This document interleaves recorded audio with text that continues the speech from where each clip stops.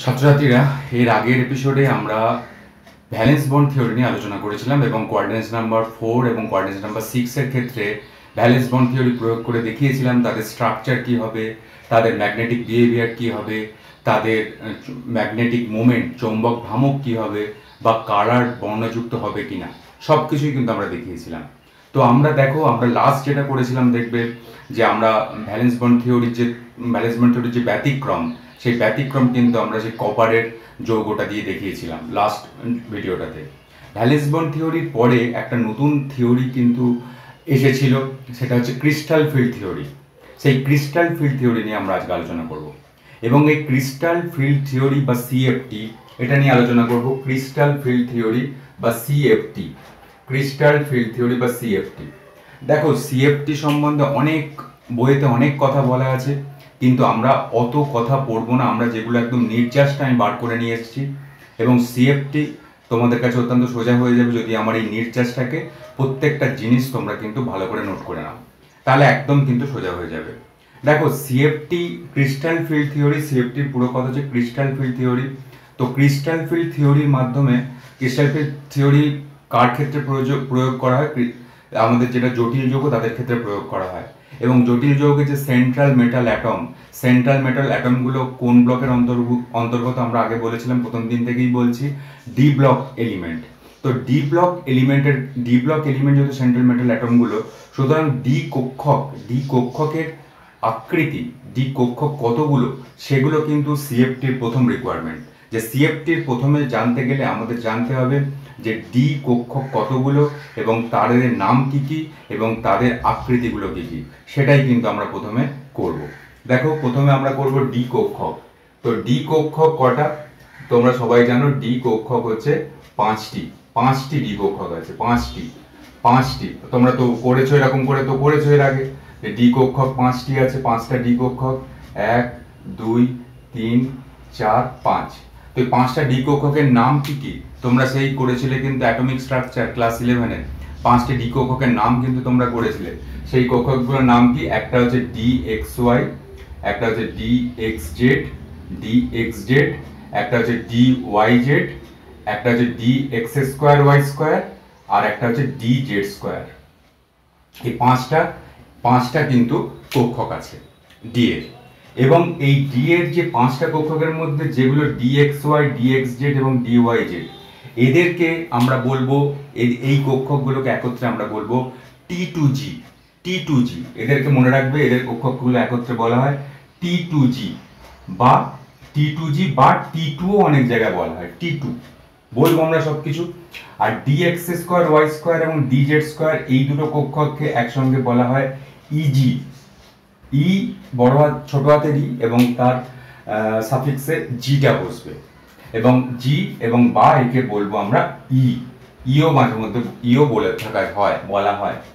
তাহলে দেখো, আমাদের যে পাঁচটা যে ডি কক্ষক, সেই পাঁচটা ডি কক্ষক আমরা বলেছি d x Y, D x z, d Y z এবং d x square Y square এবং ডি জেড স্কোয়ার। এদের মধ্যে প্রথম তিনটেকে d x Y, D x Z এবং ডি ওয়াই জেডকে আমরা বলবো টি টু জি বা টি টু, এবং d x square Y square এবং ডি জেড স্কোয়ারকে আমরা বলবো ইজি বা ই। এটা কিন্তু আমরা জানবো।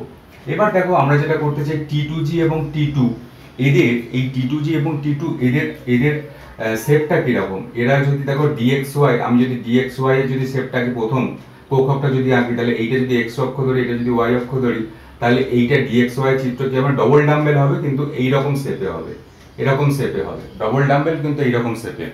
এবং এটাকে আমরা বলবো, দেখো এই যে কক্ষকটা শেপ কি? Between the axis. অর্থাৎ এরা হচ্ছে বিটুইন দ্য অ্যাক্সিস, এরা হচ্ছে বিটুইন দ্য অ্যাক্সিস। দেখো এখানে between the Axis, between the মানে এই যে অক্ষের মধ্যবর্তী, বিটুইন দ্য অ্যাক্সিস এই কক্ষকগুলো অবস্থান করছে অক্ষের মধ্যবর্তী বা বিটুইন দ্য অ্যাক্সিস। সেরকম ভাবে ডিএক্স জেড হলে এখানে এক্স বসাবে, এখানে জেড বসাবে, এটাও বিটুইন দ্য অ্যাক্সিস। ডিএক্স জেডও between the axis, d x z এটাও বিটুইন দ্য অ্যাক্সিস, এবং ডি ওয়াই জেড এবং এটাও বিটুইন দ্য অ্যাক্সিস। অর্থাৎ এইরকম শেপই হবে, খালি অক্ষটা খালি চেঞ্জ হয়ে যাবে। ডিএক্স জেড ক্ষেত্রে এটা এক্স, এটা জেড হবে, ডি ওয়াই জেড এর ক্ষেত্রে এটা ওয়াই, এটা জেড হবে। এরকম ভাবে আমরা কিন্তু করব। এবং এটা হচ্ছে এটা ডিএক্স জেড এবং ডি ওয়াই জেড এরা সবাই হচ্ছে বিটুইন দ্য অ্যাক্সিস। এরা কি, এরা হচ্ছে বিটুইন দ্য অ্যাক্সিস, অর্থাৎ অ্যাক্সিসের মধ্যবর্তী জায়গায় এদের অবস্থানটা হবে বিটুইন দ্য অ্যাক্সিস। আর কি দেখো, আর এখানে যেহেতু এখানে D x square Y square, এর শেপটা কি, এর শেপটা হচ্ছে এইরকম। ধরো এইখানে আমি এক্স লিখলাম, এক্স অক্ষ, এখানে ওয়াই অক্ষ লিখলাম, এটা এক্স অক্ষ, এটা ওয়াই অক্ষ। এদের অ্যালং দ্য অ্যাক্সিস, অক্ষ বরাবর যদি হয়, এটা ধরো এক্স অক্ষ এবং এটা হচ্ছে ওয়াই অক্ষ। দেখো এইটা হচ্ছে অ্যালং দ্য অ্যাক্সিস, অর্থাৎ অক্ষ বরাবর। অক্ষ বরাবর যদি হয় তাহলে কিন্তু আমরা অক্ষ বরাবর গুলোই আমরা কিন্তু ইজি নামে আমরা বলবো। D x square Y square এরা হচ্ছে অ্যালং দ্য অ্যাক্সিস, এটা হচ্ছে D x square Y square চিত্র এঁকেছি, এবং এটা কি, এটা হচ্ছে অ্যালং দ্য অ্যাক্সিস, অর্থাৎ অ্যালং দ্য অ্যাক্সিস। এটা কি অ্যালং দ্য অ্যাক্সিস মানে কি, অক্ষ বরাবর।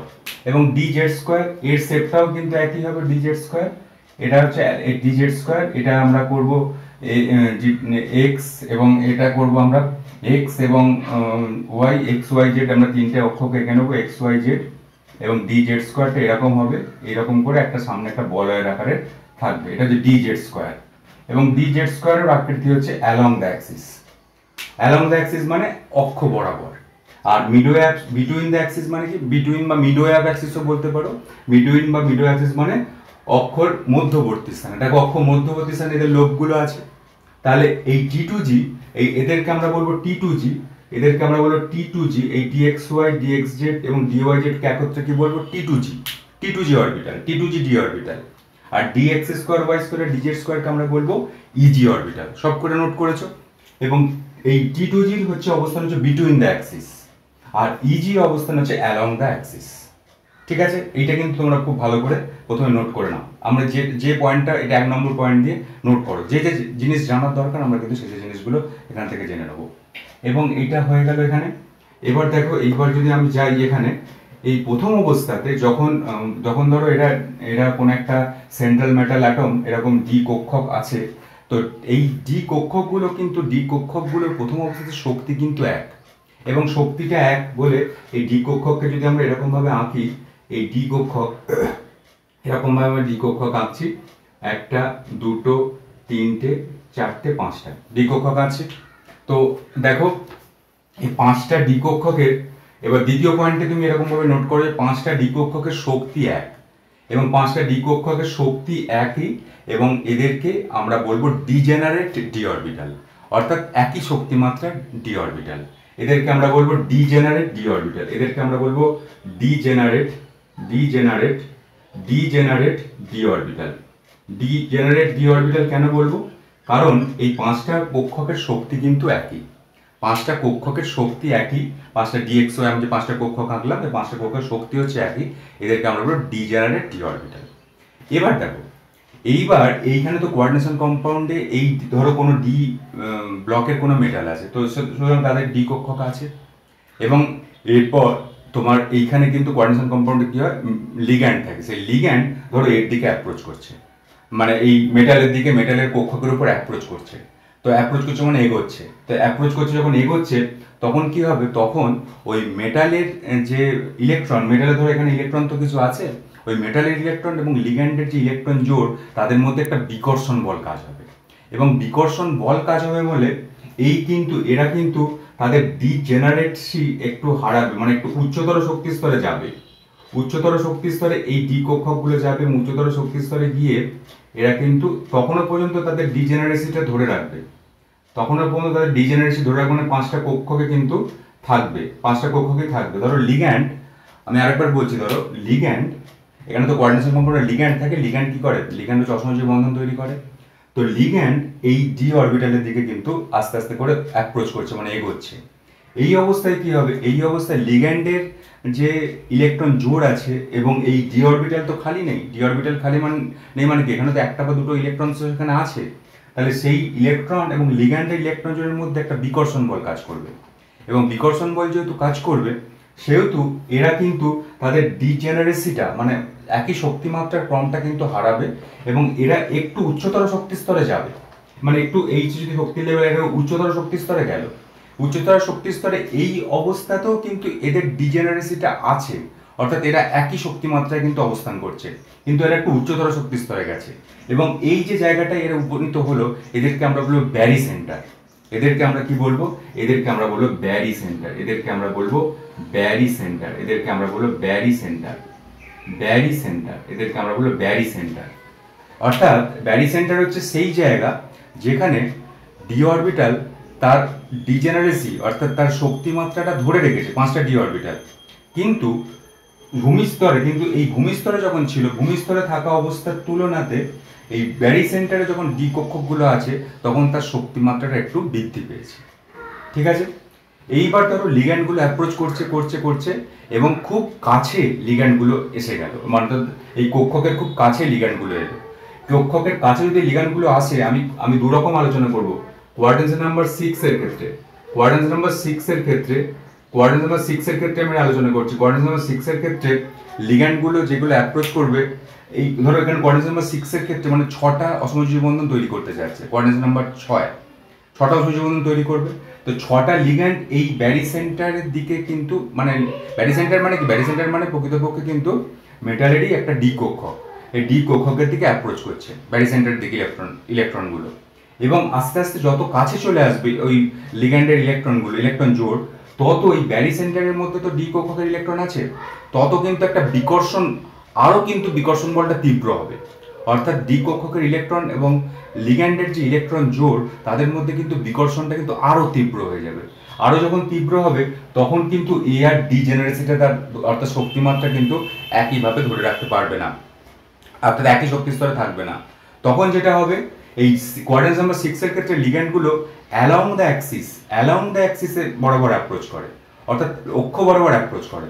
অ্যালং দ্য অ্যাক্সিস বরাবর অ্যাপ্রোচ করে বলে এই কোয়াড্রেন্স নাম্বার 6 এর ক্ষেত্রে এই ডিজেনারেসি যখন লস্ট হবে, মানে ডিজেনারেসি যখন এই ডিকক্ষক ডিজেনারেসিটা ভেঙে ফেলবে, তখন যেগুলো অ্যালং দ্য অ্যাক্সিস, যেগুলো ডিকক্ষকগুলো আছে, অর্থাৎ যেগুলো আমি বলেছিলাম ইজি, সেই ইজিগুলো শক্তিমাত্রায় শক্তি থেকে এগুলো কিন্তু স্প্লিট হবে। এই ব্যারি সেন্টারটা কিন্তু স্প্লিট হবে যখন লিগ্যান্ডগুলো কাছাকাছি এসে যাবে, এবং দুটো কক্ষক চলে যাবে উপরে, দুটো কক্ষক চলে যাবে উপরে, দুটো কক্ষক চলে যাবে উপরে, দুটো কক্ষক, এই দুটো কক্ষক চলে যাবে উপরে। দুটো কক্ষক মানে কোনটা? ইজি। ইজি মানে ডিএক্স স্কোয়ার ওয়াই স্কোয়ার এবং ডিজেড স্কোয়ার।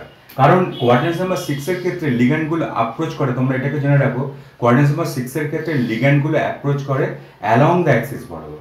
সেই জন্য অ্যালং দ্য অ্যাক্সিস বরাবর যে কক্ষকগুলি আছে, সেই কক্ষকগুলির শক্তিমাত্রা কিন্তু বৃদ্ধি পেল, এবং এবং এরা এবং এবং এবং বিটুইন দ্য অ্যাক্সিস যে শক্তিমাত্রাগুলো আছে, শক্তি স্তরগুলো, তার শক্তি কিন্তু হ্রাস পাবে, তার শক্তি কিন্তু হ্রাস পাবে। বিটুইন দ্য অ্যাক্সিস যে ইলেকট্রন, বিটুইন দ্য অ্যাক্সিস যে কক্ষকগুলো আছে, তার শক্তি স্তর কিন্তু হ্রাস পাবে, এবং হ্রাস পেয়ে বিটুইন দ্য অ্যাক্সিসে কি আছে?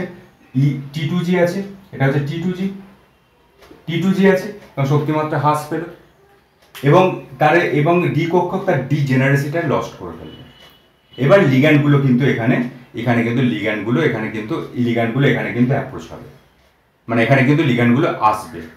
তাহলে দেখো, এবং এটা কি বলা হচ্ছে, এই যে এটা কি একটা স্প্লিট হলো, ডি কক্ষকের একটা স্প্লিট মানে কি?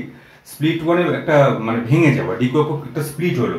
এটা কি হচ্ছে? এটাকে আমরা বলবো ক্রিস্টাল ফিল্ড স্প্লিটিং। এটাকে বলবো স্প্লিট হলো।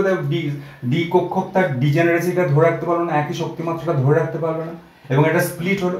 এটাকে আমরা বলবো ক্রিস্টাল ফিল্ড স্প্লিটিং। এবং ক্রিস্টাল ফিল্ড স্প্লিটিং এর জন্য দু রকমের ঘটনা ঘটে। দেখো, এই যে এখানে যে শক্তিটা ছিল, এই শক্তি স্তরের থেকে এই দিকের শক্তি যেটা T2G যেটা হলো, সে কিন্তু একটু শক্তিমাত্রা সে কিন্তু লাভ করলো, মানে একটা নিচের দিকে আছে, মানে সে শক্তি একটু বেশি স্থায়িত্ব তার কিন্তু বাড়লো, এবং এই পরিমাণ শক্তি দ্বারা এই T2G কক্ষকগুলো স্থায়ী হলো। আর উপরের দিকে যেগুলো হচ্ছে, এই পরিমাণ শক্তি দ্বারা এই ইজি কক্ষকগুলো কিন্তু অস্থায়ী হলো।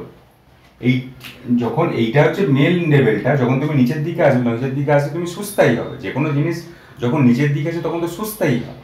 তো এই T2Gতে স্থায়িত্বের পরিমাণ কিন্তু এইখান থেকে, এই যে মেন যে লেভেলটা থেকে ব্যারি সেন্টারের যে শক্তি স্তর থেকে, সেটা তো নিচের দিকে হচ্ছে।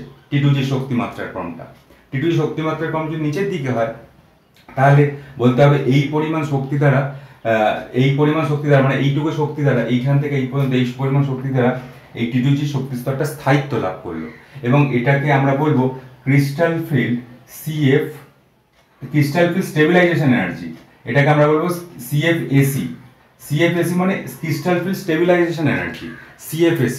আর এই পরিমাণ শক্তি দ্বারা স্থায়িত্ব লাভ করছে। আর ইজি কক্ষকগুলো এই পরিমাণ শক্তি দ্বারা কিন্তু কি হচ্ছে, এই পরিমাণ শক্তি দ্বারা কিন্তু অস্থায়ী হয়ে যাচ্ছে, কারণ তার শক্তি তো বেড়ে যাচ্ছে, উপরের দিকে থাকলে তো সেটা অস্থায়ী হয়ে যাবে। তো এইটাকেও আমরা বলবো ক্রিস্টাল ফিল্ড স্টেবিলাইজেশন এনার্জি। এটা ডিস্টেবিলাইজ হচ্ছে, কিন্তু এই মানটা, এই T2Gর মানটা হচ্ছে নেগেটিভ। T2Gর যে শক্তিমাত্রার যে মানটা হবে সেটা নেগেটিভ হবে, নেগেটিভ দিয়ে মানে এইটা হচ্ছে যদি 0 মানটা হয় এটা নেগেটিভে মানটা হবে, আর এই দিকটা হবে পজিটিভে, উপরের দিকে উঠছে মানে পজিটিভে মানটা হবে। অর্থাৎ এখানে T2G হচ্ছে তার শক্তি স্তর, T2G তার মানে তার স্থায়িত্বটা বেশি লাভ করছে এই 0 এনার্জির তুলনায়, যেহেতু নিচের দিকে আছে। আর উপরের দিকে গেলে স্থায়িত্বটা কিন্তু হ্রাস পাচ্ছে, অর্থাৎ ইজি কক্ষক কিন্তু তার স্থায়িত্ব কিন্তু হারালো, এবং ইজি কক্ষক কিন্তু স্থায়িত্ব হারালো এবং ইজি কক্ষক, সুতরাং এদের হবে পজিটিভ মান। এবং এইখানে প্রত্যেকটা কক্ষকের শক্তি কি হবে, প্রত্যেকটা কক্ষকের শক্তি হবে এখানে মাইনাস, যেহেতু এটা স্থায়িত্ব লাভ করেছে, এটা যদি 0 হয় তাহলে নিচের দিকে আসলে মাইনাস হবে, মাইনাস এখানে তোমরা একটু মনে রাখতে হবে, দেখো এইটাতে টোটালটা কটা কক্ষক ছিল, 5টা করে দিলে 5টা কক্ষক। আর ঠিক বিপরীত দিকে দুটো কক্ষকটাকে তোমরা কিন্তু লিখবে, এটার প্রত্যেকটা কক্ষের শক্তি হবে -2/5। এদিকে উপরের দিকে 2 আছে, এটা মনে রাখার টেকনিক কথা বলছি। প্রত্যেকটা কক্ষকের শক্তি হবে -2/5, মানে 5টা হচ্ছে কক্ষক ছিল, আর এইটার রেসপেক্টে উল্টো দিকটা কাউন্ট করবে 2/5। এবং এটা কি, এবং আমরা তো জানি যে যদি কোঅর্ডিনেট নাম্বার 6 হয় তাহলে অক্টাহেড্রাল কমপ্লেক্স হয়, এবং -2/5 ডেল্টা মানে ডেল্টা অক্টাহেড্রাল, ডেল্টা ও অক্টাহেড্রাল। তাহলে প্রত্যেকটা কক্ষকের শক্তি হচ্ছে -2/5 ডেল্টা অক্টাহেড্রাল মানে ও, কারণ আমরা জানি যে যদি কোঅর্ডিনেট নাম্বার 6 হয় তাহলে তার স্ট্রাকচার হয় অক্টাহেড্রাল। আর এটার ক্ষেত্রে কি হবে, এই পরিমাণ শক্তি দ্বারা তো স্থায়িত্ব লাভ করেছে, তাহলে এটা কি হবে প্লাস, এটা অস্থায়ী হয়েছে, সরি আমি ভুল বলছি, ইজি দ্বারা এটা যদি 0 হয় তাহলে এই পরিমাণ শক্তি দ্বারা তো অস্থায়ী হয়েছে, তাহলে প্লাস যদি হয় তাহলে কি হবে, প্লাস হলে দেখো এইখানেও নিচে 5 করে দাও, আর ওপরে কি করবে, ওপরে এই দিকেরটা খেয়াল করবে, এইদিকে দুটো কক্ষকের নয়, এই দিকে 3 আছে, 3/5 ডেল্টা অক্টাহেড্রাল। এদের প্রত্যেকটা কক্ষকের শক্তি হবে 3/5 ডেল্টা অক্টাহেড্রাল, আর এটা হচ্ছে -2/5 ডেল্টা অক্টাহেড্রাল। এবং দেখো এদের স্প্লিটের ফলে যে শক্তিমাত্রার যে পার্থক্যটা হচ্ছে, যে স্প্লিটের ফলে শক্তিমাত্রার যে পার্থক্য হচ্ছে, এই যে এইটা যে নিচের শক্তি স্তর T2G আর ইজির মধ্যে শক্তিমাত্রার পার্থক্য হচ্ছে, এটাকে বলবো আমরা, এটার নাম হচ্ছে CFAC। এটা হচ্ছিল CFAC, এটা স্ট্যান্ড ফর ছিল ক্রিস্টাল ফিল্ড স্টেবিলাইজেশন এনার্জি, অর্থাৎ এখানে স্থায়িত্ব লাভ করছিল।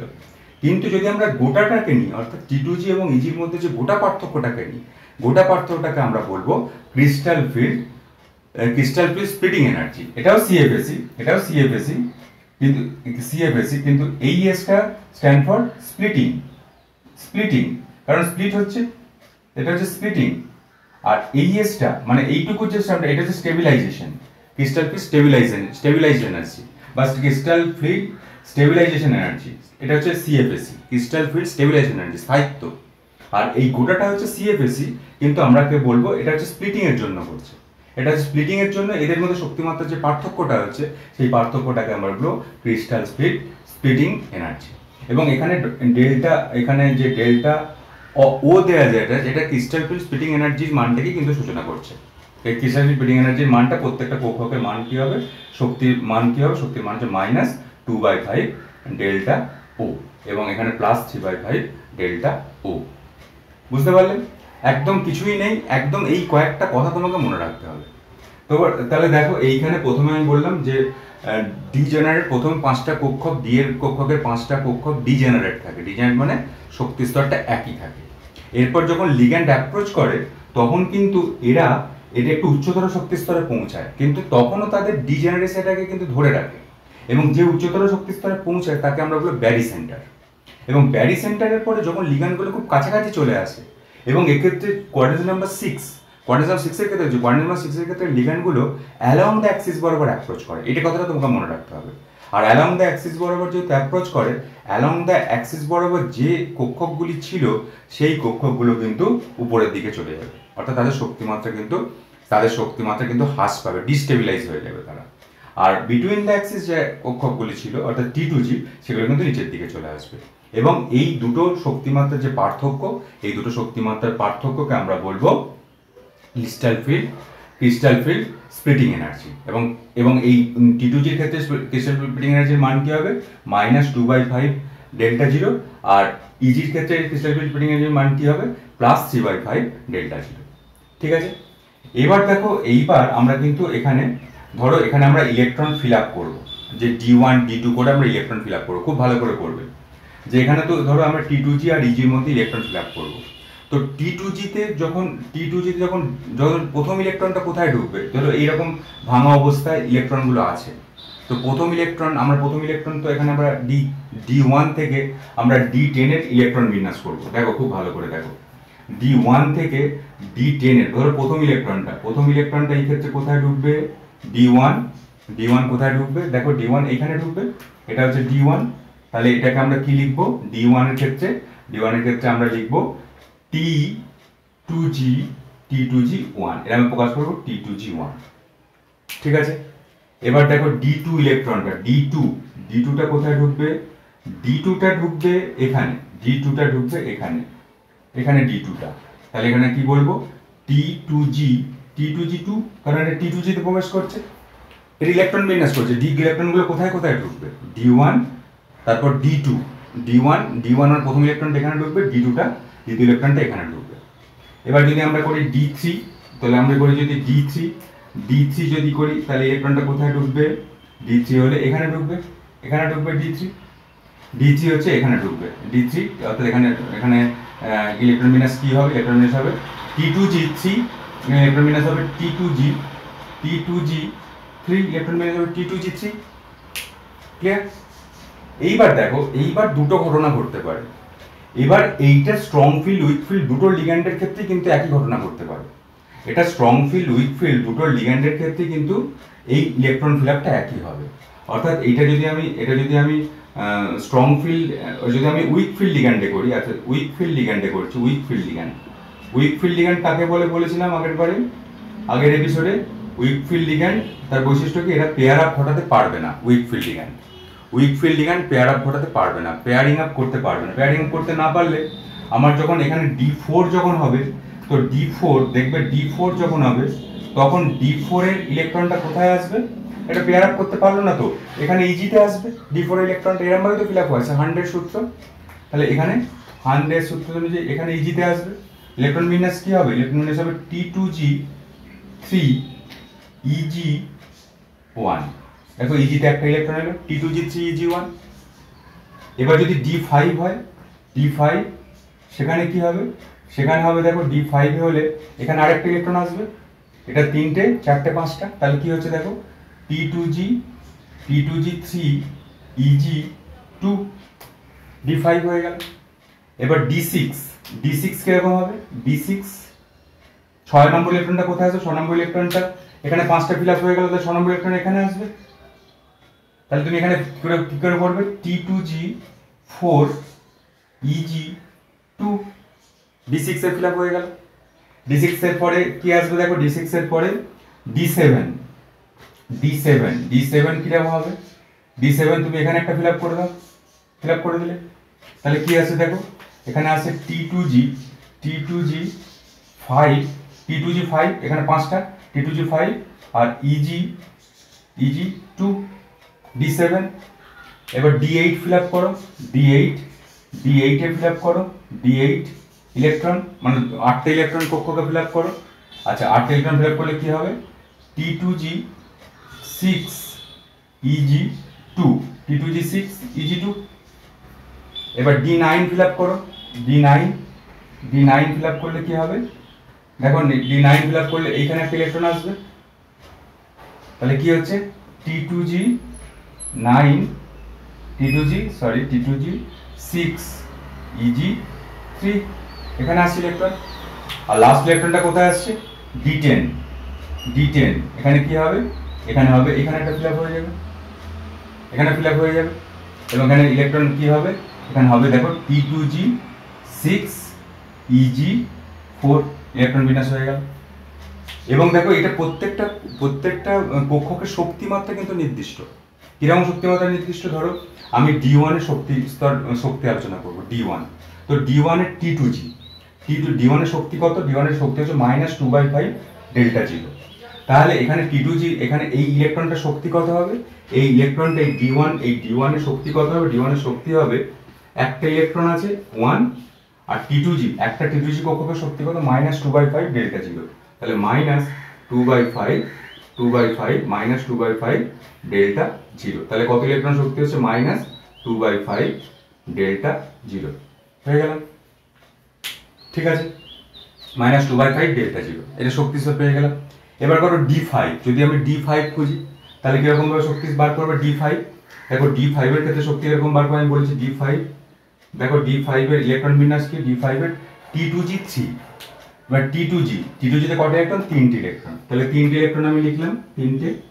এবং T2G প্রত্যেকটা শক্তি কত? প্রত্যেক শক্তি হচ্ছে এইটা, -2/5 ডেল্টা জিরো, এইটা -2/5 ডেল্টা জিরো। আর এখানে কি বলছে? Eg2 তাহলে Eg2 মানে এখানে প্রত্যেকটা Eg মানে প্লাস করছি, মানে এখানে দুটোর যোগফলই তো শক্তি স্তরটা বাড়াবে। Eg তে কত আছে দেখো, Eg তে দুটো ইলেকট্রন আছে, আর Eg তে দুটো ইলেকট্রন আছে এবং দুটো ইলেকট্রনের Eg তে শক্তি মাত্রা কত? 3/5 ডেল্টা জিরো। তাহলে এখানে কি করব? 3 ইনটু 3/5 ইনটু 3/5 ডেল্টা জিরো। তাহলে দেখো এখানে কি আসছে? এদিকে আছে -6/5 delta zero plus 6/5 delta zero, অর্থাৎ এটা কেটে যাবে এবং D5 এর শক্তি শক্তি কত হবে? D5 এর শক্তি হবে 0। D5 এর শক্তি হবে 0। তো এইভাবে ইলেকট্রন বিন্যাস কিন্তু কমপ্লিট করতে হবে। কিন্তু দেখো এটা উইক ফিল্ড লিগ্যান্ডের ক্ষেত্রে আমরা কমপ্লিট করলাম। উইক ফিল্ড লিগ্যান্ডের ক্ষেত্রে, আচ্ছা উইক ফিল্ড লিগ্যান্ডের ক্ষেত্রে তোমরা একটা কপি করবে, এটা উইক ফিল্ড লিগ্যান্ডের ক্ষেত্রে কমপ্লিট হলো। এবার দেখো, এবার যদি এখানে যদি উইক ফিল্ড লিগ্যান্ডের জায়গায় যদি স্ট্রং ফিল্ড লিগ্যান্ড হয়, উইক ফিল্ড লিগ্যান্ডের জায়গায় যদি আমরা এখানে strong field ligand fill up করি, স্ট্রং ফিল্ড লিগ্যান্ড দ্বারা যদি ফিল আপ হয়, দেখো আমরা যেটা করছি, আমরা স্ট্রং ফিল্ড লিগ্যান্ডের মধ্যে আমরা করছি, দেখো আমরা যেটা করছি একদম স্ট্রং ফিল্ড লিগ্যান্ডের মধ্যে, দেখো আমরা দেখো এখানে D1টা ঠিকই হবে T1 2G, ঠিক আছে, D2টা হচ্ছে T2 2G, ঠিক আছে, D3 হচ্ছে T3 2G, ঠিক আছে। এবার স্ট্রং ফিল্ড লিগ্যান্ড কি করে? Strong field ligand electron pair up ঘটাতে সক্ষম। ইলেকট্রন পেয়ার আপ ঘটাতে যেহেতু সক্ষম, সুতরাং চতুর্থ ইলেকট্রনটা কিন্তু পেয়ার আপ হবে। আগে এগুলো পেয়ার আপ হবে, চতুর্থ ইলেকট্রনটা আসবে কিন্তু এইখানে, চতুর্থ ইলেকট্রন আসবে কিন্তু এখানে। তাহলে এখানে ইলেকট্রন বিন্যাস কি হবে? T2G4 আর Eg0, D4টা এখানে আসছে, কারণ এটা পেয়ার আপ ঘটাতে সক্ষম স্ট্রং ফিল্ড লিগ্যান্ড, সেই জন্য এটা পেয়ার আপ হয়ে তারপর ওখানে যাবে। তারপরে দেখো এখানে D5 এ কি হবে? D5 ইলেকট্রনটা এইরকম আসবে এবং এখানে কি হবে? T2G5 Eg0, ঠিক আছে। এবার D6 ইলেকট্রন কিরকম হবে? এইরকম হবে D6। তাহলে কি হবে?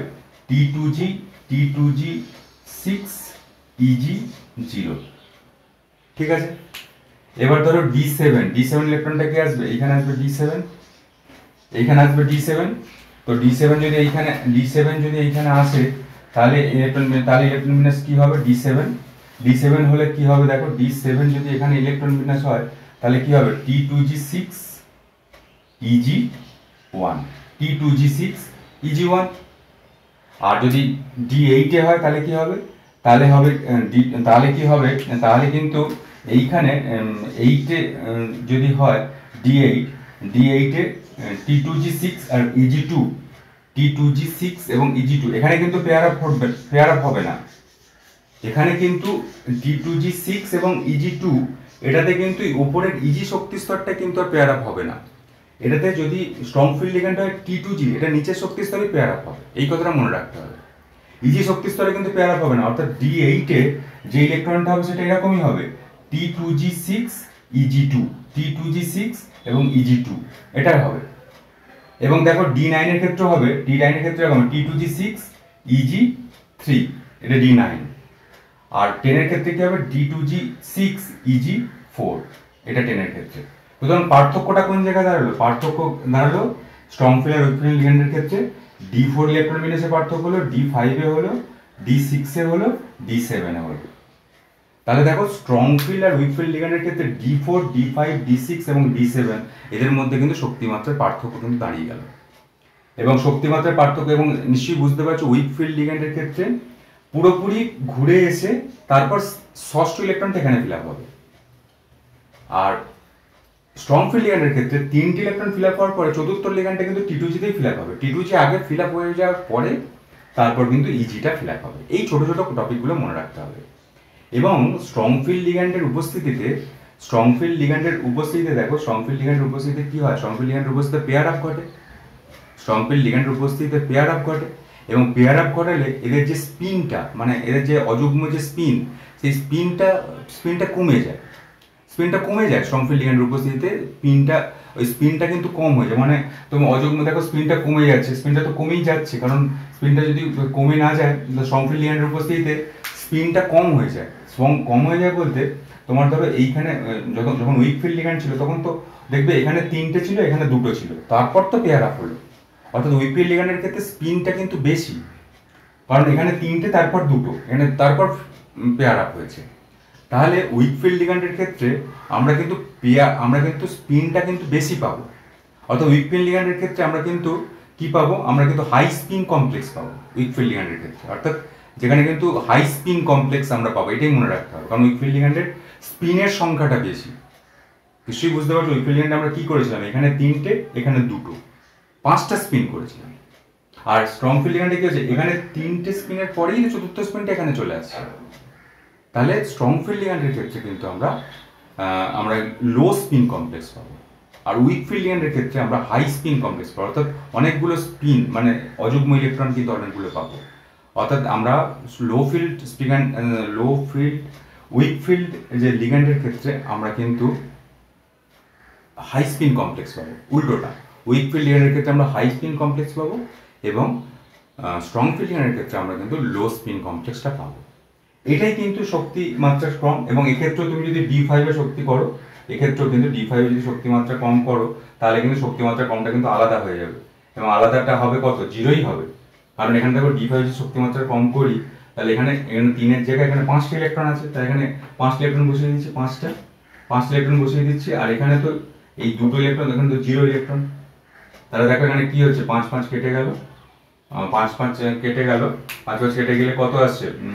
5-5 কেটে গেলে এখানে কিন্তু শক্তিমাত্রাটা ক্রম যেখানে আসছে D5 এর ক্ষেত্রে শক্তিমাত্রার ক্রম কিন্তু আসবে, দেখবেন যে -2 শক্তিমাত্রার ক্রম হচ্ছে -2। দেখো এখানে -2 আসছে, -2 এখানে শক্তিমাত্রার ক্রম কত আসছে? যদি এখানে স্ট্রং ফিল্ড লিগ্যান্ডের ক্ষেত্রে D5 এর স্ট্রং ফিল্ড লিগ্যান্ডের শক্তিমাত্রার ক্রম হচ্ছে, দেখো এখানে এইটা তো 0 হয়ে গেছে, আর এইটা কি আসছে? এতে -2 ডেল্টা অক্টাহেড্রাল কমপ্লেক্স আছে। তাহলে এই হচ্ছে শক্তিমাত্রার ক্রম, এবং এই হচ্ছে স্ট্রং ফিল্ড লিগ্যান্ড এবং উইক ফিল্ড লিগ্যান্ডের উপস্থিতিতে এদের ইলেকট্রন বিন্যাস। ঠিক আছে, এইবার দেখো, এবার আমরা কোঅর্ডিনেশন নাম্বার আমরা 4 করব, একদম সোজা কোঅর্ডিনেশন নাম্বার 4। তাহলে কোঅর্ডিনেশন নাম্বার 4 এর ক্ষেত্রে আমাদের কি হবে? কোঅর্ডিনেশন নাম্বার 4 এর ক্ষেত্রে আমি এটা মুছে দিচ্ছি। কোঅর্ডিনেশন নাম্বার 4 এর ক্ষেত্রে তাহলে এই পার্টটা মুছতে হবে, তো ভালো করে এটা করবে। তো কোঅর্ডিনেশন নাম্বার 4 এর ক্ষেত্রে কোঅর্ডিনেশন নাম্বার 4 করব। কোঅর্ডিনেশন নাম্বার 4 এর ক্ষেত্রে এই পর্যন্ত অ্যাপ্রোচ কিন্তু ঠিকই হবে কোঅর্ডিনেশন নাম্বার 4 এর ক্ষেত্রে। অর্থাৎ এখানে ডি কক্ষক, এখানে ডি অরবিটালগুলো প্রথমে ডিজেনারেট ছিল, এবং ডিজেনারেট থাকার পরে ডি অরবিটাল থাকার পরে এখানে কিন্তু যখন লিগ্যান্ড অ্যাপ্রোচ করছে তখন কিন্তু তাদের শক্তিমাত্রাটা বেড়ে গেল, কিন্তু তখনও তারা ডিজেনারেশনটাকে ধরে রেখেছে, এবং ডিজেনারেশনটাকে ধরে রেখেছে সেটাকে আমরা বলবো ব্যারি সেন্টার। এবার কোঅর্ডিনেশন নাম্বার 4 এর ক্ষেত্রে যখন লিগ্যান্ডগুলো অ্যাপ্রোচ করবে তখন কিন্তু কোথা দিয়ে অ্যাপ্রোচ করবে? বিটুইন দ্য অ্যাক্সিস অ্যাপ্রোচ করবে। বিটুইন দ্য অ্যাক্সিস, অর্থাৎ অক্ষের মধ্যবর্তী স্থান বরাবর অ্যাপ্রোচ করবে। আর অক্ষের মধ্যবর্তী স্থান বরাবর যদি অ্যাপ্রোচ করে, বিটুইন দ্য অ্যাক্সিস যদি অ্যাপ্রোচ করে, তাহলে বিটুইন দ্য অ্যাক্সিস যে কক্ষকগুলি ছিল তার অবস্থানটা কিন্তু উপরের দিকে যাবে। ঠিক কোঅর্ডিনেশন নাম্বার 6 এর ক্ষেত্রে ঠিক উল্টোটা হয়েছিল। তা কোঅর্ডিনেশন নাম্বার 6 এর ক্ষেত্রে অ্যালং দ্য অ্যাক্সিস অ্যাপ্রোচ করেছিল লিগ্যান্ডগুলো। অ্যালং দ্য অ্যাক্সিস যদি অ্যাপ্রোচ করে, তাহলে অ্যালং দ্য অ্যাক্সিস যে কক্ষকগুলো আছে সেটা উপরের দিকে যেত। আর কোঅর্ডিনেশন নাম্বার 4 এর ক্ষেত্রে বিটুইন দ্য অ্যাক্সিস কিন্তু অ্যাপ্রোচ করে ইলেকট্রনগুলো, মানে লিগ্যান্ডগুলো বিটুইন দ্য অ্যাক্সিস অ্যাপ্রোচ করে। বিটুইন দ্য অ্যাক্সিস অ্যাপ্রোচ করে বলে বিটুইন দ্য অ্যাক্সিস যে কক্ষকগুলি আছে সেগুলো কিন্তু ডিস্টেবিলাইজ হবে, সেগুলো কিন্তু উপরের দিকে যাবে। এবং সেগুলো উপর বিটুইন দ্য অ্যাক্সিস কী ছিল? বিটুইন দ্য অ্যাক্সিস ছিল তিনটে কক্ষক, যে তিনটে কক্ষক ছিল বিটুইন দ্য অ্যাক্সিস। এই তিনটে কক্ষকটাকে আমরা এরকমভাবে আছি, তিনটে কক্ষক 1 2 3। এবং অ্যালং দ্য অ্যাক্সিস দুটো কক্ষক ছিল, অ্যালং দ্য অ্যাক্সিস দুটো কক্ষক ছিল, অ্যালং দ্য অ্যাক্সিস আমি দুটো কক্ষক এরকম আছি, অ্যালং দ্য অ্যাক্সিস দুটো কক্ষক ছিল। তাহলে তাদের চিত্রটা হবে এইরকম। এবং তখন এখানে যখন কোঅর্ডিনেশন নাম্বার 4 এর ক্ষেত্রে, তখন কোঅর্ডিনেশন নাম্বার 6 এর ক্ষেত্রে এটাকে বলেছিলাম ইজি, কিন্তু এটাকে খালি ই বলবো, ই। কোঅর্ডিনেশন নাম্বার 4 এর ক্ষেত্রে খালি ই বলবো। আর এটাকে T2G র জায়গায় আমরা বলবো T2, T2G বলবো না। যারা বিটুইন দ্য অ্যাক্সিস তাদের যে কোঅর্ডিনেশন নাম্বার 4 লিগ্যান্ড যদি হয় তাহলে কিন্তু আমরা তাদেরকে বলবো T2। আর যারা অ্যালং দ্য অ্যাক্সিস ছিল তাদেরকে আমরা বলবো ইজির জায়গায় খালি ই বলবো। এবং এদের শক্তিমাত্রা এইটা তো সেই আগের মতোই ব্যাখ্যা হবে। এই যে এই দিকে নিচের স্তরে শক্তিমাত্রাটা স্থায়িত্বটা বেশি, স্থায়িত্ব বেশি বলে নেগেটিভ মানটা হবে। এবং নেগেটিভ মানটা কত হবে? এখানে দেখো, এখানে মাইনাস চিহ্ন দিয়ে দিলে, 5টা কক্ষক করে দিলে, 5টা কক্ষক 5-এর ঠিক বিপরীতটা মানে এইটা, মানে 2-এর ঠিক বিপরীত, মানে এখানে দুটো কক্ষক আছে, দুটো কক্ষকের বিপরীতটা কিন্তু বসাতে, তাহলে কি হবে? -3/5। এবং এইটা কি হবে? ল্যামডা। এটা হচ্ছে 4-এর ক্ষেত্রে আমরা কি স্ট্রাকচার পাই? টেট্রাহেড্রাল। তাই আমরা কি করব? Lambda t, tetrahedral. আগেরটা করেছিলাম অক্টাহেড্রাল। তো আমরা চতুস্থলকীয় কোঅর্ডিনেশন নাম্বার 4 এর ক্ষেত্রে টেট্রাহেড্রাল স্ট্রাকচার পাই, চতুস্থলকীয় বা স্কোয়ার প্ল্যানারও পাওয়া যায়। তো আমরা টেট্রাহেড্রাল স্ট্রাকচারটা করছি টি। আর এটার ক্ষেত্রে প্রত্যেকটা কক্ষকের শক্তি কি হবে? প্লাস, ঠিক প্লাসের জায়গায় মাইনাস আর মাইনাসের জায়গায় প্লাস। মানে আগেরটা ছিল, এইটা ছিল প্লাসে ছিল, উপরে যখন ছিল প্লাস কি হবে দেখো, এখানে 5টা কক্ষক করে দিলে, আর নিচে কটা কক্ষক আছে? দুটো, সেই নিচের রেসপেক্টে 2 করো, এবং এখানে করে দাও ল্যামডা, এখানে টি। এটা এই যে প্রত্যেকটা কক্ষকের শক্তি হবে এইটা। এবং এই ক্ষেত্রে এইটা যে প্রত্যেকটা কক্ষকের শক্তি হবে। এবং এই ক্ষেত্রে দেখো, যদি আমরা বলি যে এই যে ল্যামডা অক্টাহেড্রাল না ল্যামডা টেট্রাহেড্রাল, কাদের শক্তি বেশি? কার শক্তি বেশি? ল্যামডা অক্টাহেড্রাল না ল্যামডা টেট্রাহেড্রাল? অবশ্যই ল্যামডা অক্টাহেড্রালের শক্তি বেশি। এবং ল্যামডা অক্টাহেড্রালের শক্তি প্রায় দ্বিগুণ হয়, 9/4 ল্যামডা টেট্রাহেড্রাল। অর্থাৎ যখন ল্যামডা বলছে এটা ডেল্টা, সরি এখানে ল্যামডা নয় ডেল্টা, এখানে ডেল্টা। এখানে প্রত্যেকটা জিনিসে আমি হয়তো ল্যামডা বলেছি, ল্যামডা নয়, ওটা সংশোধন করবে, আমার লেখাটা ঠিকই আছে, ওটা হচ্ছে ডেল্টা অক্টাহেড্রাল। ডেল্টা অক্টাহেড্রালের মানটা ডেল্টা টেট্রাহেড্রালের মানের কিন্তু প্রায় দ্বিগুণ হচ্ছে। দেখো 9/4 দ্বিগুণ হচ্ছে, অর্থাৎ ডেল্টা অক্টাহেড্রালের মানটা অবশ্যই কিন্তু ডেল্টা টেট্রাহেড্রালের তুলনায় কিন্তু ডেল্টা টেট্রাহেড্রালের তুলনায় অনেকটাই বেশি, দ্বিগুণ। এবং দ্বিগুণ যেহেতু হচ্ছে, সেহেতু এরা কিন্তু এই মানে একটা কথা জেনে রাখবে, শুধুমাত্র এই কথাটা নোট করবে যে এরা মানে কোঅর্ডিনেশন নাম্বার 4 এর ক্ষেত্রে কখনো লো স্পিন কমপ্লেক্স আয়নগুলি কখনোই লো স্পিন কমপ্লেক্স গঠন করবে না। লো স্পিন কমপ্লেক্স গঠন হবে না কখনোই গঠন হবে না কোঅর্ডিনেশন নাম্বার 4 এর ক্ষেত্রে। কোঅর্ডিনেশন নাম্বার 4 এর ক্ষেত্রে সবসময় কিন্তু হাই স্পিন কমপ্লেক্স গঠিত হবে। হাই স্পিন কমপ্লেক্স গঠিত হয় কাদের ক্ষেত্রে? অর্থাৎ উইক ফিল্ড লিগ্যান্ডের ক্ষেত্রে তো হাই স্পিন কমপ্লেক্স তৈরি হয়। সুতরাং এই ক্ষেত্রে সর্বদাই কিন্তু হাই স্পিন কমপ্লেক্স গঠিত হবে। অর্থাৎ এখানে হাই স্পিন কমপ্লেক্স সর্বদা গঠিত হবে। কারণ কি? এখানে যেহেতু এই যে ল্যামডা যে ডেল্টা টি এর মানটা এক্ষেত্রে অনেকটাই কম, সেই জন্য কিন্তু এদের ক্ষেত্রে কিন্তু হাই স্পিন কমপ্লেক্স গঠিত হবে, কখনোই কিন্তু লো স্পিন কমপ্লেক্স গঠিত হবে না। এইটা আরেকটা জিনিস বলা যায়, দেখো এই যখন পেয়ার আপ হচ্ছে, একটা কথা মনে রাখবে যে যখন ইলেকট্রনগুলো যখন উইক স্ট্রং ফিল্ড লিগ্যান্ডের উপস্থিতি যখন পেয়ারিং ঘটছে তখন একটা শক্তি রিলিজ করে এবং ওই যে ইলেকট্রনগুলো যখন পেয়ারিং হচ্ছে তাদের নিজেদের মধ্যে একটা বিকর্ষণ বল কাজ করে এবং বিকর্ষণ বল কাজ করে বলে একটা শক্তি কিন্তু রিলিজ হয় এবং সেই শক্তিটাকে বলা হয় যুগ্মকরণ শক্তি, যেটাকে আমরা কিন্তু বলবো যুগ্মকরণ শক্তি, সেটাকে আমরা বলবো যে পি। আমি কি বলছি দেখো ভালো করে বোঝো। যখন স্ট্রং ফিল্ড লিগ্যান্ড তো আগের ক্ষেত্রে দেখালাম, মানে কোয়াড্রেশন 6 এর ক্ষেত্রে দেখিয়েছি। স্ট্রং ফিল্ড লিগ্যান্ডের ক্ষেত্রে কি হচ্ছে, স্ট্রং ফিল্ড লিগ্যান্ডের ক্ষেত্রে লিগ্যান্ডগুলো ইলেকট্রনগুলোকে পেয়ার করে দিচ্ছে। ইলেকট্রনগুলোকে পেয়ার করছে মানে কি, ইলেকট্রন চার্জ হচ্ছে নেগেটিভ, তাহলে দুটো ইলেকট্রনকে যখন পেয়ার করছে তখন তো তাদের মধ্যে ওই দুটো ইলেকট্রনের মধ্যে তার বিকর্ষণ বল কাজ করবে এবং বিকর্ষণ বল যখন কাজ করবে তখন কিন্তু একটা শক্তি নির্গত হয়।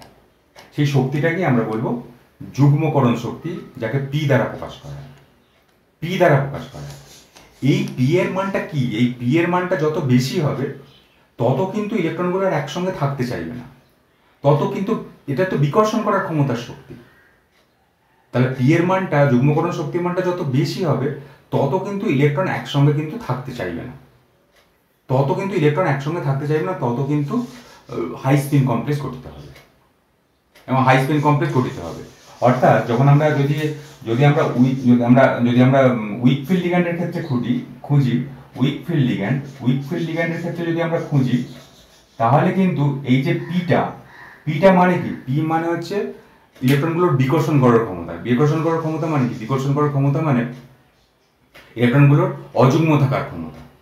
তো অযুগ্ম থাকার ক্ষমতা মানে হচ্ছে অযুগ্ম থাকার ক্ষমতা। এইটা যদি এই যে পেয়ার, এটা যুগ্মকরণ শক্তির মানটা যদি বেশি হয় তাহলে অযুগ্ম থাকার ক্ষমতাটা বেশি হবে।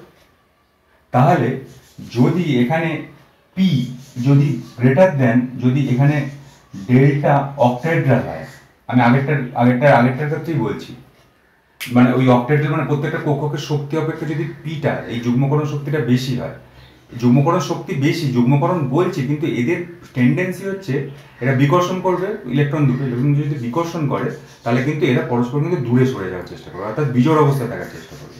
তাহলে পি যদি এই যে ডেল্টা অক্টাহেড্রালের তুলনায় যদি বেশি হয় তাহলে কিন্তু আমরা সর্বদা কি পাবো, হাই স্পিন কমপ্লেক্স গঠিত হবে।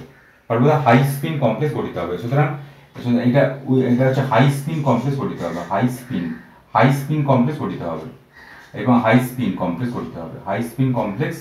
গঠিত হবে। এটা উইক ফিল্ড লিগ্যান্ডের ক্ষেত্রে এটাই ঘটে। কিন্তু পি যদি হেরে যায়, পি এর মানটা যদি এই ডেল্টা অক্টাহেড্রালের তুলনায় কম হয়, অর্থাৎ কি ডেল্টা অক্টাহেড্রাল মানটা বেশি হচ্ছে,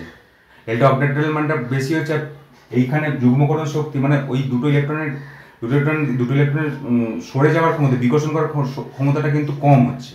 আর বিকর্ষণ করার ক্ষমতা যদি কম হয় তাহলে এই শক্তিটা ওদেরকে পেয়ার আপ করে দিতে পারবে। আর পেয়ার আপ করে দিলে কি হবে, লো স্পিন কমপ্লেক্স গঠিত হবে এবং লো স্পিন কমপ্লেক্স কারা করে, স্ট্রং ফিল্ড লিগ্যান্ডগুলো। তাহলে এই স্ট্রং ফিল্ড লিগ্যান্ডের ক্ষেত্রে কি হবে, স্ট্রং ফিল্ড লিগ্যান্ডের ক্ষেত্রে এই ঘটনাটা কিন্তু ঘটবে। স্ট্রং ফিল্ড লিগ্যান্ডের ক্ষেত্রে এই পিটা এইটার তুলনায় মানে ডেল্টা অক্টাহেড্রালের মানটা এই পি এর তুলনায় বেশি হবে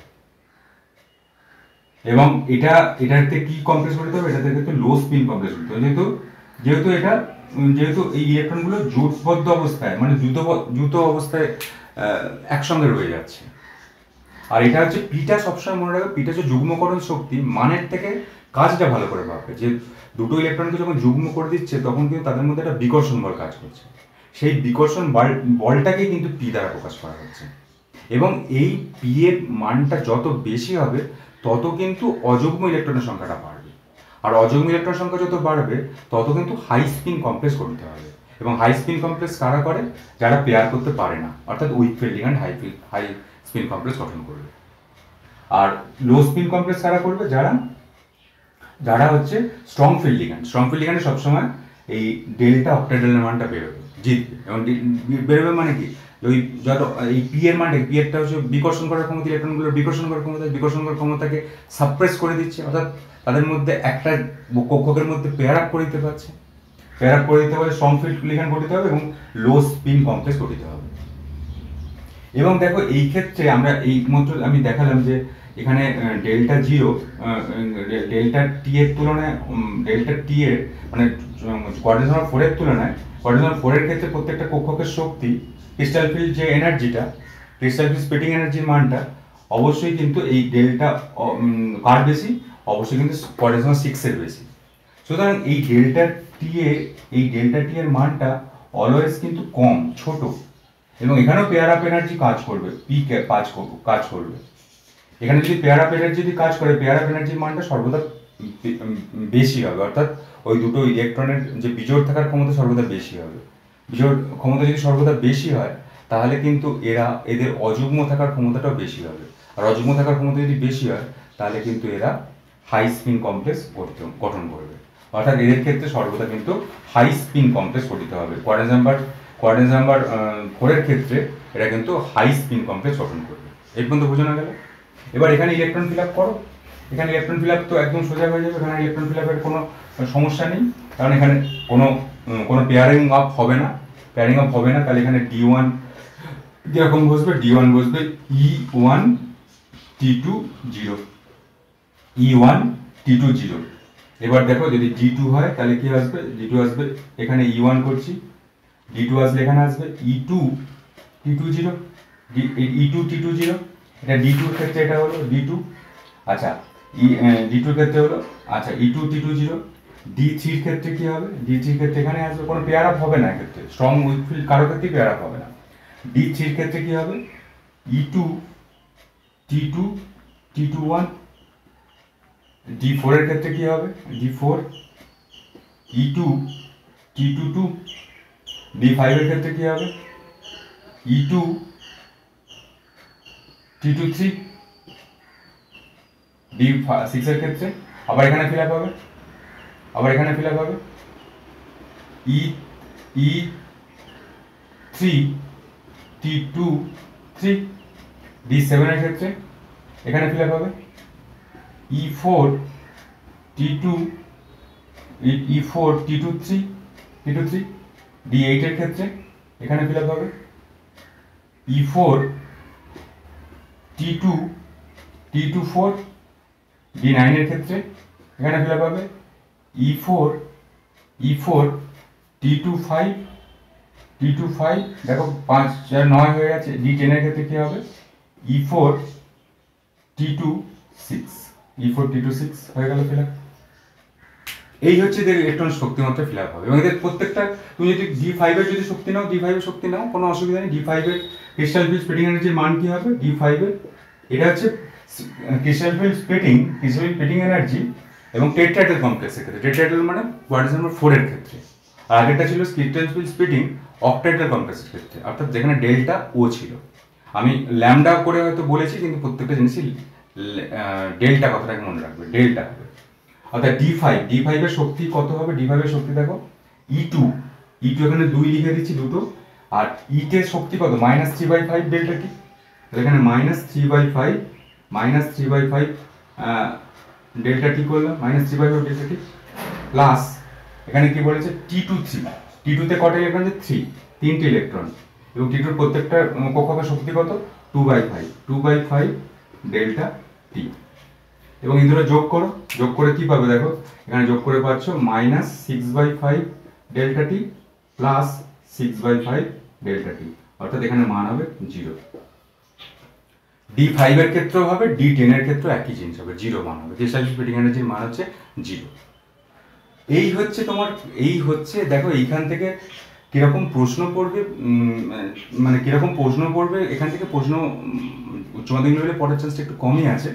তবে তোমরা এই কনসেপ্টটা করে রাখো, ক্রিস্টাল ফিল্ড স্প্লিটিং এনার্জি সম্বন্ধে এই যে কনসেপ্টটা আজকে আমি করালাম, এই কনসেপ্টটাই কিন্তু মোর দ্যান এনাফ, যথেষ্ট পরিমাণে তোমাদের আমি করিয়েছি। এবার জটিল যৌগের বর্ণ, এই জটিল যৌগের বর্ণ কিভাবে আসে, জটিল যৌগের বর্ণ তো নিশ্চয়ই জায়গাটা বুঝেছো। এবার জটিল যৌগের মধ্যে বর্ণ অর্থাৎ কালার কি করে, জটিল যৌগের মধ্যে কালার কি করে আসে, আমি একটা দুটো এক্সাম্পল দিয়ে বুঝিয়ে দিই জটিল যৌগের মধ্যে কালার কিভাবে আসে। যেমন ধরো এখানে যদি বলেছে TiH2O হোল 6, TiH2O হোল 6, এবং এটা হচ্ছে 3+, এটা কি কালার হবে না হবে না এরকম কিছু জানতে চেয়েছে।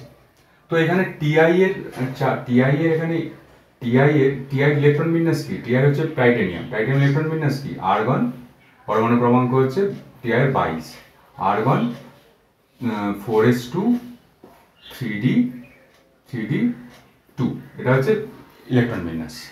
ঠিক আছে, এবার দেখো এবার এখানে কি হবে, এখানে কি আছে দেখো, এখানে যদি Ti2+ আসে, Ti+2 যদি আসে তাহলে কি হবে, আর্গন এখান থেকে দুটো ইলেকট্রন বেরোলো, এখান থেকে একটা ইলেকট্রন বেরোলো না, Ti+3, এখানে এদের Ti+3 এর চার্জ হচ্ছে +3, এর +3 চার্জ, Ti+3 হলে কি হবে, এখান থেকে দুটো ইলেকট্রন বেরোবে, এখান থেকে একটা ইলেকট্রন বেরোবে, তাহলে কি পড়ে রাখবো 3d1। আমরা আলোচনা করছি এটা কালার হবে কিনা। দেখো এখানে হচ্ছে কোয়াড্রেন্ট নাম্বার 6 এর ক্ষেত্রে আমি কি বলেছিলাম, নিচের দিকে কি থাকবে, নিচের দিকে থাকবে T2G, আর উপরের দিকে কি থাকবে, উপরের দিকে থাকবে EG। শক্তিমাত্রার পার্থক্য আছে, এবং T2G-তে কটা ইলেকট্রন ফিল আপ হবে, T2G-তে 3d1 অর্থাৎ D1 ইলেকট্রনটা কোথায় আসবে, এখানে আসবে। এবং দেখো এখানে এই T2G-তে যদি এখানে 1 ইলেকট্রন আসে, এরা কিন্তু বাইরে থেকে যখন শক্তি সংগ্রহ করে, এরা কিন্তু এই ইলেকট্রনটা কিন্তু এইখান থেকে উপরের শক্তি স্তরে চলে যেতে পারে, এবং উপরের শক্তি স্তরে যাওয়ার পরে আমাদের এটা দৃশ্যমান আলো থেকে শক্তি সংগ্রহ করবে, দৃশ্যমান আলোর যে বর্ণটা পাবে সেখান থেকে শক্তি সংগ্রহ করে উপরের শক্তি স্তরে কিন্তু চলে যেতে পারে। আর যখন ফিরে আসবে তখন দৃশ্যমান আলোর যে শক্তি সংগ্রহ করলো তার ঠিক পরিপূরক বর্ণ হিসেবে কিন্তু ফিরে আসবে, অর্থাৎ এই যৌগটা কিন্তু কালার হবে। এবং আমি এতক্ষণ ধরে ভ্যালেন্স বন্ড থিওরিতেও বলেছিলাম, অ্যাটলিস্ট 1 যদি আনপেয়ার্ড ইলেকট্রন থাকে তারা কিন্তু কালার হয়। তার কারণ কি, এটাকে বলো DD ট্রানজিশন, অর্থাৎ ডি এর নিম্নতর ডি এর মধ্যেই ডিজেনারেট ডি অরবিটাল হয়, কিন্তু ডি এর মধ্যেও কিন্তু আবার দুটো মানে ভাঙা জায়গা থাকে যখন লিগ্যান্ডের উপস্থিতিতে, অর্থাৎ শক্তিমাত্রার পার্থক্য থাকে। এই শক্তিমাত্রার পার্থক্যের জন্য নিচের শক্তি স্তর থেকে উপরের শক্তি স্তরে ইলেকট্রন যেতে পারে, নিচের শক্তি স্তর থেকে শক্তি সংগ্রহ করে উপরের শক্তি স্তর থেকে যেতে পারে, এবং নিচের শক্তি স্তর থেকে যখন শক্তি সংগ্রহ করে তখন দৃশ্যমান আলোর একটা বর্ণ শোষণ করে, আর যখন উপর থেকে যখন ফিরে আসে তখন দৃশ্যমান আলোর যে বর্ণটা শোষণ করছে তার ঠিক পরিপূরক বর্ণ হিসাবে কিন্তু ইলেকট্রনটা ফিরে আসে, এবং ইলেকট্রন ফিরে আসে এবং তখন কিন্তু একটা বর্ণ শো করে। সুতরাং এটার বর্ণ কেন, কারণ আনপেয়ার্ড ইলেকট্রনের জন্য এটার বর্ণ দেখা যায়, এবং এটার জন্য দায়ী কি, DD ট্রানজিশন, অর্থাৎ দুটো মানে ডি অরবিটালের দুটো শক্তিমাত্রার পার্থক্যযুক্ত যে ডি অরবিটাল তাদের মধ্যে ইলেকট্রনের স্থানান্তরকরণ, DD ট্রানজিশন যাকে বলা হয়। তোমরা ডি ব্লকে এটা কিন্তু ডিটেলসে পড়বে, ডি ব্লক এলিমেন্টে ডিটেলসে পড়বে।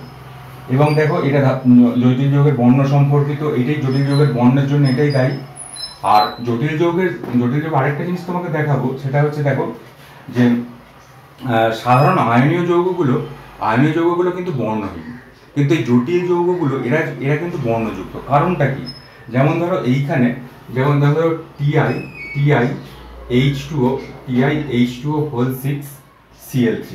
TiH2O6Cl3, এটা তো বর্ণযুক্ত, কারণ এইটাই তো আয়নটা, মানে এটা যদি আচ্ছা সরি এখানে এইটা হচ্ছে আয়নটা TiH2O6Cl3। এই যৌগটাকে তুমি যদি উত্তপ্ত করো তাহলে কি হবে, এই জলটা কিন্তু বাইরে বেরিয়ে চলে যাবে। জল যদি বাইরে বেরিয়ে চলে যায় তাহলে -6 অণু জল যদি বাইরে বেরিয়ে চলে যায় তাহলে কিন্তু এখানে কি হবে, এখানে হবে TiCl3 যৌগটা তৈরি হবে। এবং এইটা কিন্তু এই বর্ণটা কি, এর বর্ণটা আমরা বলেছিলাম বর্ণযুক্ত, এটার বর্ণ হচ্ছে লালাভ বেগুনি, কিন্তু এইটা হচ্ছে বর্ণহীন, তার মানে এটা থেকে কি প্রমাণিত করছে, যে এইটা থেকে এইখান থেকে এখানে কোন জিনিসটা নেই, H2O-টা নেই। H2O কি হিসাবে কাজ করছিল, লিগ্যান্ড হিসাবে কাজ করছিল। আর লিগ্যান্ডের যখন অনুপস্থিতি ঘটলো তখন কিন্তু আমরা যে ক্রিস্টাল ফিল্ড যে বিভাজন, অর্থাৎ ক্রিস্টাল ফিল্ড বিভাজনের জন্যই তো কালারগুলো আসে, DD ট্রানজিশনটা ঘটে, আমি আগের এক্সাম্পলে বললাম। কিন্তু এখানে যেহেতু লিগ্যান্ড না থাকলে ক্রিস্টাল ফিল্ড বিভাজন ঘটে না, কারণ লিগ্যান্ডের উপস্থিতিতে ডি কক্ষকটা ক্রিস্টাল ফিল্ড বিভাজন দেখায়, আর লিগ্যান্ডের উপস্থিতিতে যদি ক্রিস্টাল ফিল্ড বিভাজন না ঘটে তাহলে সেই কারণে এরা কিন্তু বর্ণহীন হয়ে গেল। ক্রিস্টাল ফিল্ড বিভাজন ঘটে বলে বর্ণযুক্ত হয়, DD ট্রানজিশন ঘটে। কিন্তু এক্ষেত্রে যেহেতু ডিডি ট্রানজিশন আর ঘটছে না, যেহেতু লিগ্যান্ড এক্ষেত্রে নেই, সুতরাং এরা কিন্তু বর্ণহীন। সেরকমভাবেই তোমরা করতে পারো যে আমাদের CuSO4 5H2, এই যে কপার সালফেট 5H2, এটা কিন্তু একটা জটিল যৌগ। CuSO4 5H2, তুমি এটার বর্ণ হচ্ছে নীল, এটা তো প্র্যাকটিক্যালে করেছো। এটা যদি তুমি হিট করো তাহলে 5 অণু জল বেরিয়ে যাবে, বেরিয়ে গিয়ে কি হবে, CuSO4 হবে। এটার বর্ণ, এটা হচ্ছে বর্ণহীন। অনার্দ্র কপার সালফেট, এটা হচ্ছে নীল। কেন বর্ণহীন? কারণ এখানে H2 কিন্তু লিগ্যান্ড হিসাবে কাজ করছে, আর লিগ্যান্ড হিসাবে কাজ করছে বলে এখানে সেন্ট্রাল মেটাল অ্যাটম যে কপার আছে, কপারের কিন্তু ক্রিস্টাল ফিল্ড বিভাজন অর্থাৎ ক্রিস্টাল ফিল্ড স্প্লিটিং কিন্তু হচ্ছিল, অর্থাৎ T2G বা EG তে কিন্তু ভাগ হয়ে যাচ্ছিল। কিন্তু এক্ষেত্রে যেহেতু লিগ্যান্ড নেই, এক্ষেত্রে লিগ্যান্ড নেই মানে কি, এক্ষেত্রে আর কোনো ক্রিস্টাল ফিল্ড বিভাজন হবে না, আর ক্রিস্টাল ফিল্ড বিভাজন না হলে এক্ষেত্রে ডি ট্রানজিশন হবে না। ডি ট্রানজিশন না হওয়ার ধরুন এটা হচ্ছে বর্ণহীন, খেয়াল রাখবে। এবং দেখবে যে আমাদের অতি মূল্যবান যে পাথরগুলো, যেমন চুনি, পান্না, এগুলো কিন্তু চুনি দেখবে আমাদের যে হাতে পড়ে, তারা কিন্তু চকচক করে। কারণটা কি? দেখো চুনির মধ্যে কি থাকে, চুনির মধ্যে মূলত থাকে অ্যালুমিনিয়াম।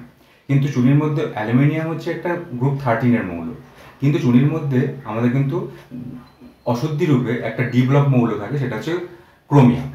এই ক্রোমিয়াম যদি ডিভেলপ এলিমেন্ট থাকে, ক্রোমিয়ামের কিন্তু এক্ষেত্রে ডিডি ট্রানজিশন কিন্তু সম্ভব।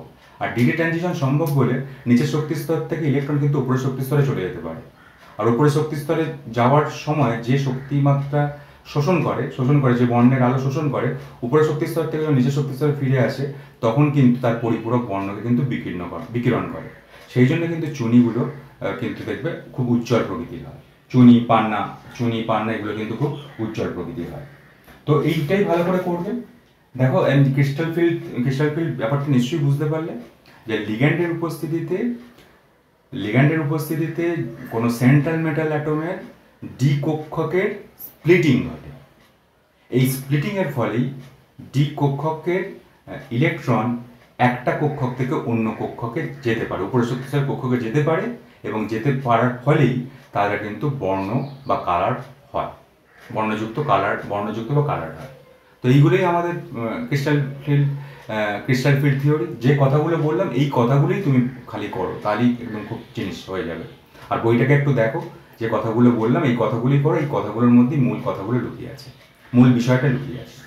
এবার আমরা লাস্ট যেটা করবো, দেখো যে জটিল যৌগের ব্যবহার কোথায়। আমরা সেই প্রথম দিনই জিজ্ঞাসা করেছিলাম তোমাদের যে জটিল যৌগের ব্যবহারের মধ্যে ইউজ